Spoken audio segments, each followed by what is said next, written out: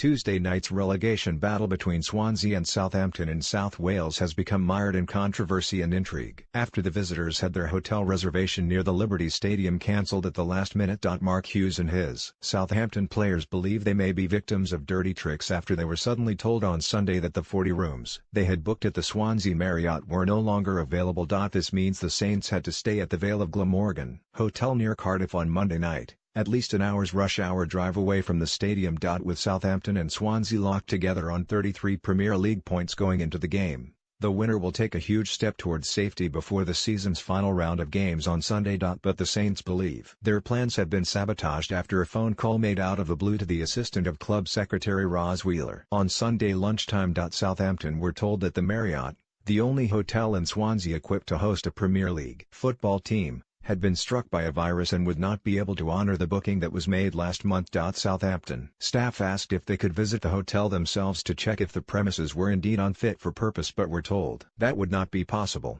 On subsequently discovering that the hotel was still taking bookings from members of the public, Saints officials called back only to be told that there would be no change of stance. A Southampton source told Sportsmill, "As far as we are concerned, there is no proof that there is a problem with the hotel. It is open and taking bookings. This has caused Mark Hughes and the team a huge inconvenience, and we can only think that someone somewhere wants to make life as difficult as possible for us ahead of this game. We would have happily sent our own staff to the hotel to see if everything was okay, but we were told this is not possible. We have had no option but to book the team into the nearest suitable hotel, which is 35 miles away down the M4. Mark Hughes is furious about this. It's a huge game with everything hinging on it. The least Mark and the players deserve is a level playing field. Hughes and his players will have to leave the Vale of Glamorgan, coincidentally used as a training base by Swansea's Welsh rivals Cardiff City, at 4:45 p.m. in order to make sure they reach the stadium in plenty of time for kickoff. Normally, players would not have to leave their rooms in Swansea until 6:15 p.m. Calls to the hotel by Sportsmail confirmed that it is open and that rooms are still available. When asked for an explanation for the cancellation, which had nothing to do with Swansea City, the Marriott at first said no comment and then passed inquiries on to General Manager Michael Downey. Downey said on Monday night, "As a matter of guest privacy it would be inappropriate to comment on specific reservations." Tottenham's dodgy lasagna. Tottenham were on the brink of a Champions League place in 2006 and faced a key game against West Ham. The squad stayed at the Marriott Hotel in Canary Wharf and had a buffet, with many opting for lasagna. By the morning, several players were vomiting.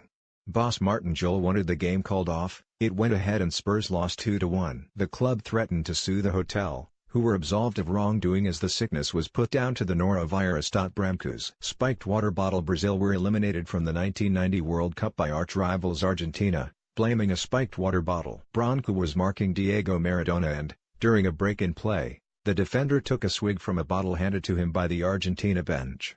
He felt drowsy almost immediately and Maradona promptly set up Claudio Caniggia, who scored the only goal of the game. Later, Branco claimed tranquilizers had been put in the bottle. What was in Banks' beer? England were set to face West Germany in the 1970 World Cup quarter-finals and keeper Gordon Banks had a beer as a nightcap 2 days before the game.